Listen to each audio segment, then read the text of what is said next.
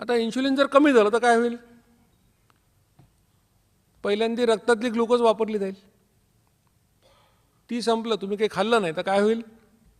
Glycogen बाहेर काढून ते 400 कॅलरीज वापरेल शरीर. मग आता ग्लुकोज संपलं, ग्लायकोजन संपलं, खिशातले पैसे संपले, कपाटातले संपले, मग काय होईल? बँकेत जावं लागेल एफडी मोडायला. एफडी काय कोणी सहजासहजी मोडत नाही, सगळे पैसे संपल्याशिवाय काय एफडी मोडत नाही. तसं जेव्हा ग्लुकोज संपलं, ग्लायकोजन संपलं, तेव्हा मग शरीर काय करेल? जिथे कुठे चरबी आहे ती काढून जाळण्याचा कार्यक्रम सुरू होतो. म्हणजे या जगामध्ये ज्याला कोणाला वजन कमी करायचं आहे, ज्याला कोणाला चरबी कमी करायची आहे, त्याच्या पुढे एकच मार्ग आहे फक्त. तो मार्ग आहे इन्शुलिनची लेवल कमी करणे, दुसरा कुठलाही मार्ग नाही. मग जर इन्शुलिनची लेवल कमी करायची असेल तर काय करणार? उद्यापासून कमी खाणार का कमी वेळा खाणार? कमी वेळा खाणार, कारण कमी खाऊन उपयोग नाही. एक पोळी खाल्ली तरी एक माप, 2 पोळ्या खाल्ल्या तरी एकच माप. कमी वेळा खाणं हा त्याच्यावर मार्ग आहे. आता तिसरा गृहपाठ तुम्हाला, तुम्ही इन्शुलिन किती वेळा तयार करता बघा.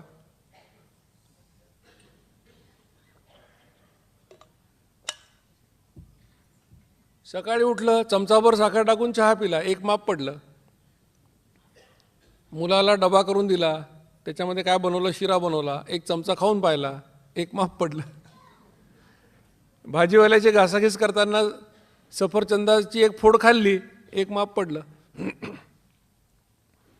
मी तुम्हाला सुरुवातीलाच सांगितलं होतं की उद्याचा दिवस आजच्यासारखा असणार नाही तुमच्या आयुष्यात. उद्यापासून काही खायला हात पुढे केला की डोक्यात इन्शुलिनची घंटा वाजणार आहे.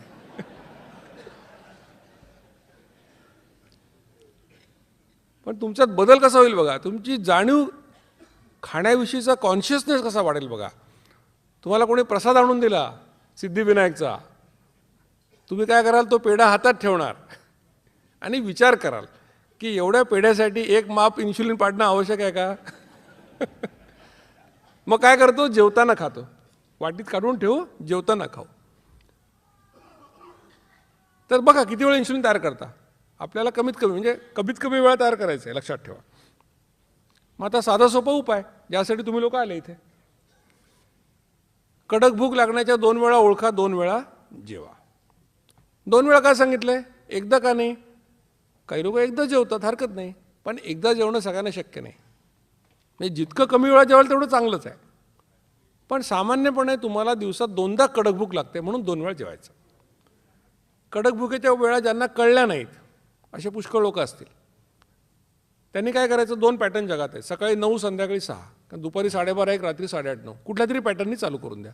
7-8 दिवसात तुम्हाला ट्रायल अँड एररनी कळेल की आपली वेळ 9 नाही, 10 आहे, 10:30 आहे, काय असेल ते. एकदा त्या तुमच्या वेळा ठरल्या की त्याच वेळेला जेवा. नाही तर आज 12ला जेवलं, उद्या 4ला जेवलं, परवा 8ला, असं करू नका. नाही तर काय, स्टार्वेशन सिग्नल, पुन्हा पोट बाहेर. ठराविक वेळेला जेवायचं आपल्या. नवरा बायकोचं एकमेकावर किती प्रेम असेल तरी हरकत नाही, पण जेवायच्या वेळा वेगळ्या असू शकतात, लक्षात ठेवा. याच्यासाठी त्याच्यासाठी थांबत बसू नका, आपल्या वेळेला जेवायचं. 55 मिनिटात जेवण संपवा. 55 मिनिटं जेवा असं सांगितलेलं नाही. पुष्कळ लोकांचा गैरसमज होतो, कारण लोक ते हवं ते ऐकतात बरोबर. आणि सुरुवातीला लोकांना लागतात 55 मिनिटं. काय करतात? सगळे जे पदार्थ खायचे आहेत ना ते सगळे गोळा करून ठेवतात.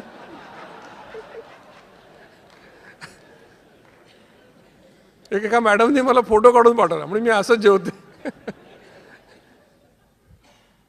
हरकत नाही, सुरुवातीला लोक जास्त पण खातात.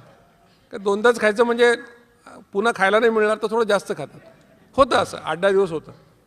हळूहळू तुम्हाला सवय होईल. 55 मिनिटाच्या आत संपवायचं. का? कारण इन्शुलिन एकदाच तयार करायचं. 55च्या पुढे गेलात तर परत तयार होणार, म्हणून 55 मिनिटाच्या आत संपवायचं. 2 जेवणांच्या मध्ये काही खाऊ नका. इतना सन्नाटा क्यों है भाई? लोक म्हणतात सर तुमच्या व्याख्यानातलं सगळ्यात क्रूर वाक्य कुठलं असेल ते हे म्हणतात.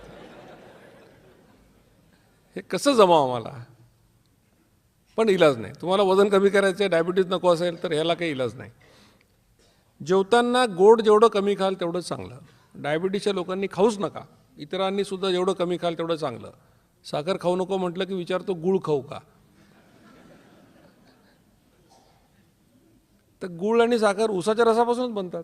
दोन्ही सारखेच वाईट आहेत. मध सुद्धा तितकंच वाईट आहे. जेवढं गोड कमी खाल तेवढं चांगलं. आपल्याकडे म्हण आहे मराठीत, साखरेचं खाणार त्याला देव देणार. पुढे डायबिटीस हे लक्षात ठेवा. जेवढं गोड कमी खाल तेवढं चांगलं. रॉबर्ट लस्टिक नावाचा एक डॉक्टर आहे, तो गेली 30 वर्ष शुगर इंडस्ट्रीशी भांडतोय. तो असं म्हणतो की ज्या पद्धतीने तुम्ही 18 वर्षापर्यंतच्या मुलांना सिगरेट आणि दारू विकायला मनाई केलेली आहे, तसं साखर विकायला मनाई करा असं तो म्हणतो. कारण साखर हे ॲडिक्टिव्ह आहे, व्यसन लागतं असं म्हणतो. आणि आपल्यामध्ये काही साखरेचे व्यसनी लोक बसलेले आहेत. म्हणजे त्या माणसाचं वय 55 असू शकेल, बायको म्हणते यांना रोज खायला गोड काहीतरी लागतंच जेवताना. म्हण नाही मिळालं तर गुळाचा खडा तरी खातात. असे लोक आहेत बसलेले. हे सगळे साखरेचे ॲडिक्ट आहेत. तर गोड कमी करा, जेवढं कमी कराल तेवढं चांगलं. आणि प्रोटीन्स वाढवा. नॉनव्हेज लोकांना प्रॉब्लेम नाही, पण व्हेजिटेरियन लोकांना प्रॉब्लेम कसा आहे की पोळीमध्ये 11%, भातामध्ये 9%, वरणामध्ये 20%. पण वरण कसं खाता? वाटीवर वरणात तळाची डाळ आणि बाकी सगळा रस्सा. मग तुम्हाला प्रोटीन काय मिळणार त्यात? मग काय करायचं? 4 पोळ्या खात असाल, 1 पोळी कमी करा. त्याच्या जागी वाटीवर मोड आलेलं कडधान्य खा, सोयाबीन खा, शेंगदाणे खा, चीज खा, पनीर खा. म्हणजे काय? कार्बोहायड्रेट कमी करा थोडे आणि प्रोटीन थोडे वाढवा. असं म्हटलं की लगेच उद्यापासून पोळी बंद करतो म्हणतो. आयुष्यभर पोळी खाल्ली, आता कसं बंद करणार आहे? जे काही करायचं ते आयुष्यभर करता येईल असं करायचं. कारण हे काही डाएट प्लॅन नाही आहे, ही लाईफस्टाईल आहे, लक्षात ठेवा. हे आयुष्यभर करायची गोष्ट आहे. म्हणून जे झेपेल आयुष्यभर करायला तेच करायचं, जगावेगळं करायला जायचं नाही. एखादी पोळी कमी करणं शक्य आहे. त्याच्या जागी फक्त मोडलं कडधान्य, घट्ट वरण असं खा. चला, खूप लोकांना आनंद झालेला आहे. आणि जास्त आनंदून जायच्या आधी लाल अक्षरात काय लिहिलं ते वाचा.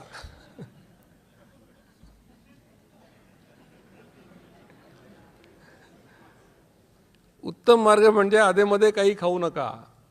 आपलं ध्येय काय असायला पाहिजे? 2दा जेवणे, मध्ये पाणी पिणे, हे ध्येय असायला पाहिजे. आणि हे तुम्ही गाठाल. याला 15-20 दिवस लागतात, पण त्याच्यापेक्षा जास्त लागणार नाही. पाणी चालेल, घरी बनवलेलं पातळ ताक चालेल. 2 चमचे दह्यात ग्लासभर ताक बनवा. विकतचं ताक नको. ग्रीन टी, ब्लॅक टी तुम्ही पित असाल, आवडत असेल तर घ्या. नाही तर मला लगेच फोन, सर ग्रीन टी कुठल्या कंपनीचा घ्यायचा? माझं काही दुकान नाही, नाही तर फ्रँचायझी नाही आहे. 25% दूध, 75% पाण्याचा पातळ चहा चालेल. कशातच साखर किंवा शुगर फ्री टाकायचं नाही. नारळ पाणी चालेल, मलई खायची नाही.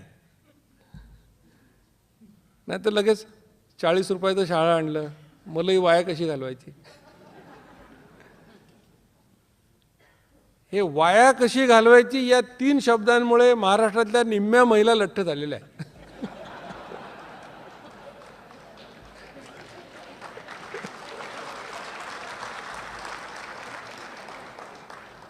आणि ज्यांच्या घरामध्ये 1-2 वर्षाची मुलं आहेत त्या तर 90% महिला लठ्ठ झाल्या आहेत. ज्यांचं पहिलं मूल आहे त्यांना कळतच नाही किती खायला बनवायचं ते. शिरा बनवायला एवढा मोठा बनवतात, मोठ्या माणसासारखा. आणि आता मुलाला द्यायचं म्हणजे प्रेम सगळं, त्याच्यात तूप घालतात भरपूर. आणि दिवसभर त्या मुलाच्या मागे फिरतात प्लेटमध्ये घेऊन शिरा. आता तो लहान मुलं किती खाणार खाऊन कोण? 5-6 घास खातो, ते उरतं. मग वाया कसं घालवायचं?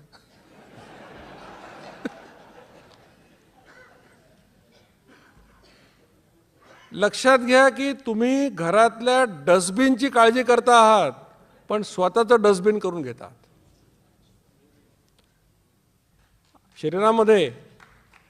शरीरामध्ये अन्न घालणं सोपं आहे फार, काढणं फार अवघड आहे.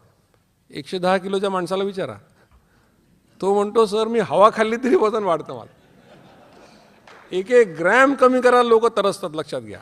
म्हणून आग्रह कोणाला करू नका कधीच. मलाही वाया घालवायची नाही आहे. 2 जेवताना खा, काही प्रॉब्लेम नाही, वाटीत काढून ठेवा. टोमॅटोचे 1-2 फोडी, जास्तीत जास्त 1 टोमॅटो चालतो. एवढे पदार्थ खायला परवानगी आहे. का बरं हे पदार्थ? कारण हे पदार्थ खाल्ल्याने इन्शुलिन निर्माण होत नाही असं आमच्या प्रयोगांमध्ये लक्षात आलं, म्हणून हे घ्यायचं. आम्ही अनेक प्रयोग केले. बाकीचे प्रयोग तुमचे तुम्ही करायचे. मला विचारायचं नाही गुटखा खाल्ला चालतो का, तंबाखू चालते का. ते प्रयोग तुमचे तुम्ही करा. कसे करायचे मी तुम्हाला सांगतो.